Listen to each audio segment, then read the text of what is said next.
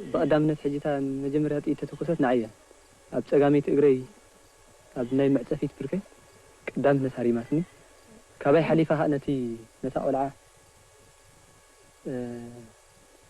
أبقرها ريماتها حليفة بس تخصي زي سمعت كاني تا نعباي حتى يزودي مالتي كافتي تحبياتو زنبرت وتي عمتيا تأدخلها الأولى همان الدحرية سعيبة أتيهنا مستوى 4 زنبرنا حد شو دشتو خوينا تبرت كمان نويح برت إنفورتين عينة برت نيرو هذا بناء درجة تخصيب مجموع مسردو بمولهم تقابيسهم مالتي جنت جن أيت أثلت من تريفة أو خلا تحقف نايديكو في لحالة أمج الرشاء أنا تهريم بتاع أنت جزات تجي عند رأفهم كلهم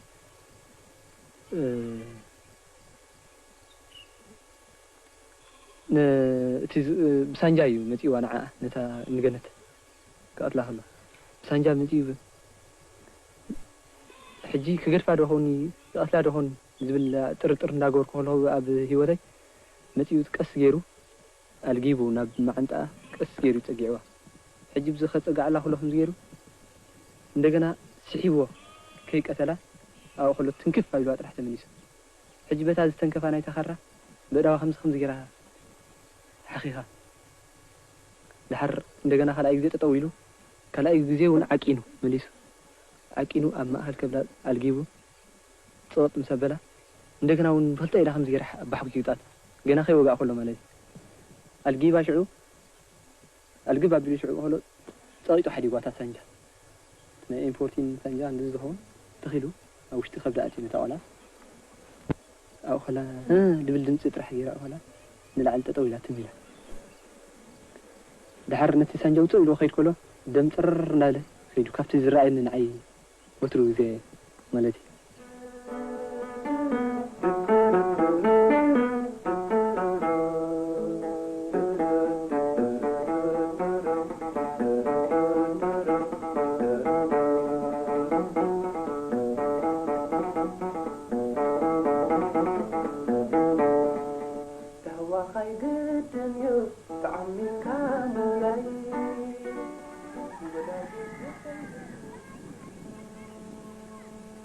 The war has forced many to leave their homes. Tesfai's uncle, Fesahaya, is on his way to Sulamuna camp, near the border with the Sudan, to see his wife, Meret.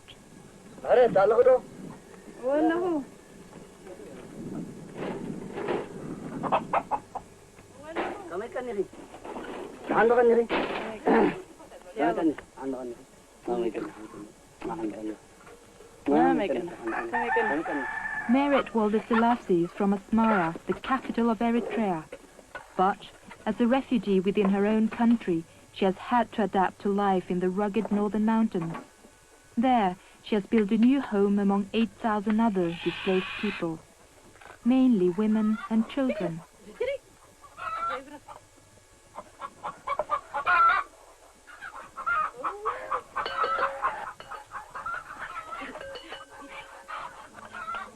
The war has broken up innumerable families. Families often have to live apart. One of Meret's sons is away at school. 2 others are at the front line. Meret's husband, Fesahaya, works as a carpenter some days' walk away. He comes home every other month, so today she has slaughtered one of her few hens to welcome him.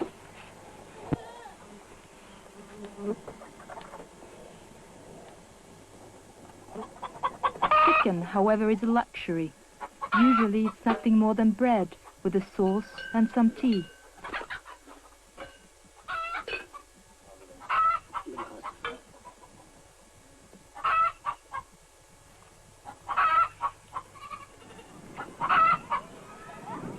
Like everybody else in Solomuna refugee camp, Meret is dependent upon the food supplies which the Eritrean Relief Association distributes once a month. The food, together with medicine and clothing and other basic necessities, is trucked in across the border from the Sudan.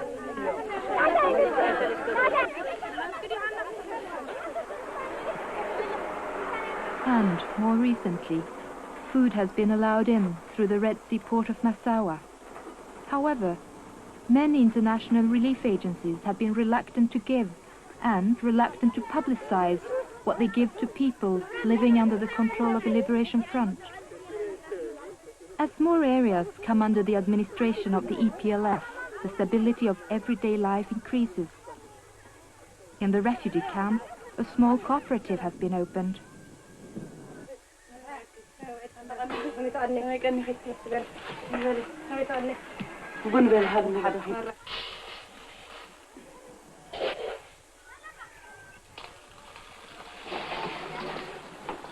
Trade with passing merchants has made it possible for the cooperative to stock luxury items like coffee beans, tea and tomato paste.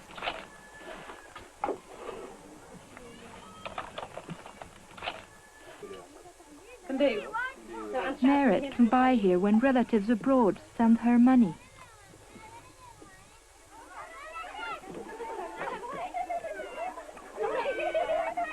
As a result of the war, thousands of children are orphaned or lost. Many do not know whether their parents are alive or dead. Water is scarce. It must be trucked from far away as the rains have failed yet again.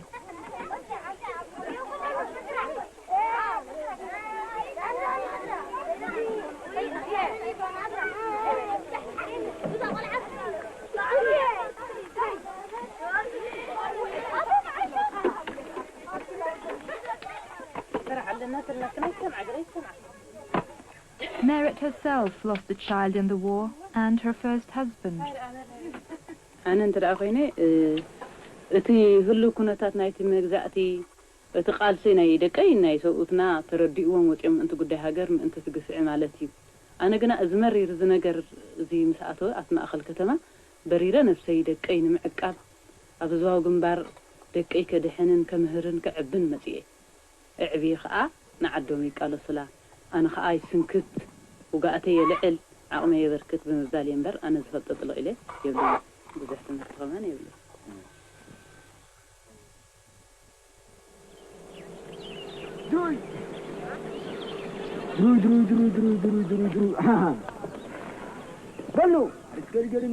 In the shadow of war, agriculture continues as it has for centuries. But most farmers have to cope with mines and bombs, as well as the calamities of nature.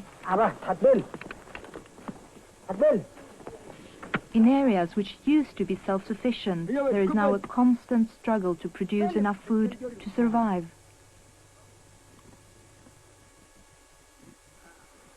Still, the Eritreans manage to keep the rudiments of life going. People still trade. Some transport local goods. Others bring basic necessities across the battle line from Ethiopia, from the Sudan, or across the Red Sea from Saudi Arabia.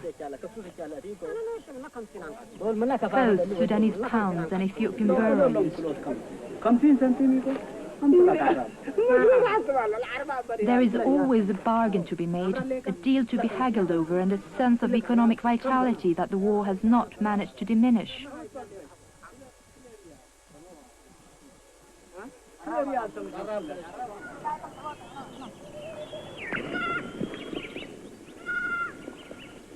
A quarter of the population are pastoralists. Their way of life is threatened by war and drought.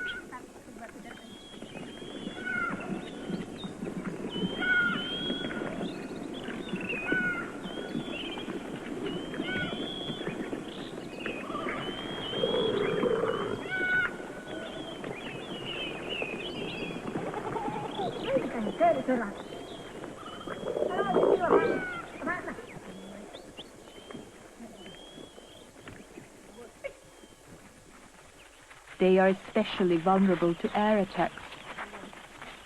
Only rarely is it safe to move by daylight.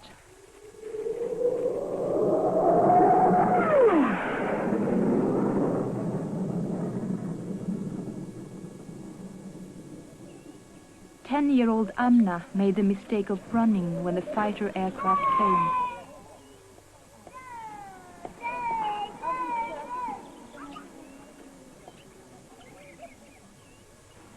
The children when they take their herds to the mountains and they step on mines and they get either amputation, one leg or both legs, depending on the type of mine they step on, because there are different types of mines.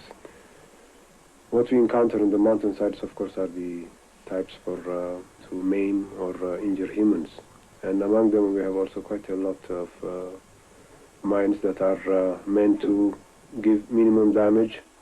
And the funny thing about it is, or the paradox about it, I should say, is that they don't kill you. They just make you a permanent victim. The many casualties are taken care of in well-camouflaged hospitals, sometimes built underground. It is built in such a way that if bombs fall nearby, that they would stand the pressure or the blast and protect the patients. So we have such buildings under trees and on the side of the mountains, and we make them as much as possible, you know, more or less similar to the surrounding area. Doctors and medical staff have developed the skill of working in primitive conditions.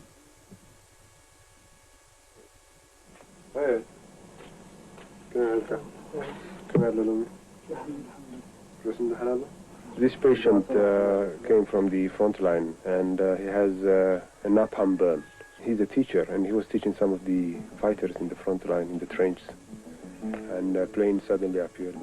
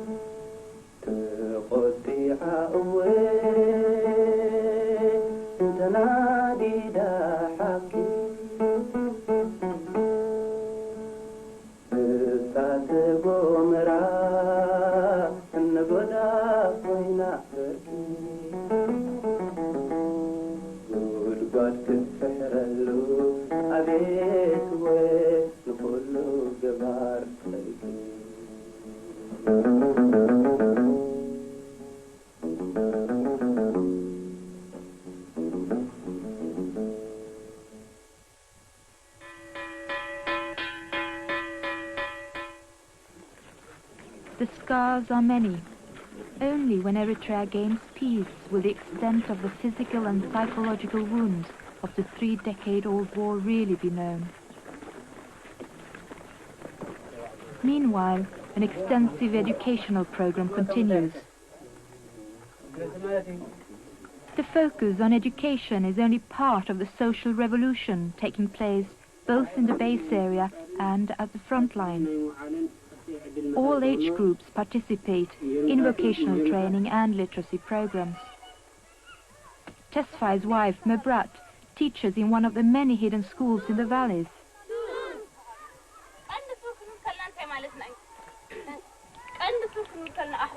But one of the most important things children learn is how to distinguish between a fighter aircraft and a passenger plane.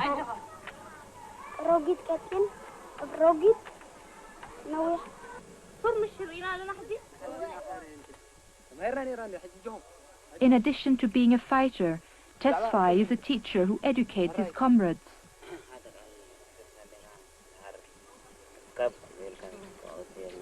نتم سعيهم زموتو كزرزر كلها نعم النت تبد دعوة حدا نقر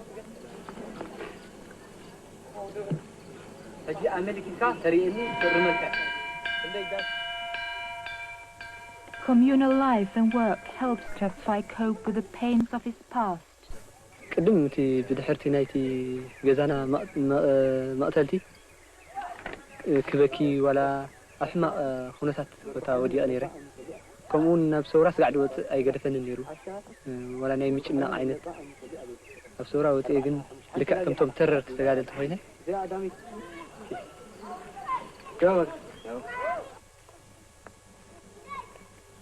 These mountains provide natural cover for the Eritrean political and administrative centers and small-scale industries.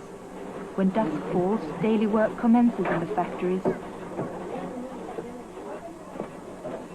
Generators provide electricity to the printing presses producing textbooks and magazines. The machines have been given by solidarity groups and voluntary agencies abroad to help Eritrea become self-reliant. This machine, which provides sanitary towels, is a gift from women's groups in Europe. Many of the workers are wounded in the war. Rehabilitated, they now work here as volunteers. Plastic sandals worn by everybody are collected and returned to the factory once they are worn out. There, they are cut into pieces and reconstituted into new black sandals.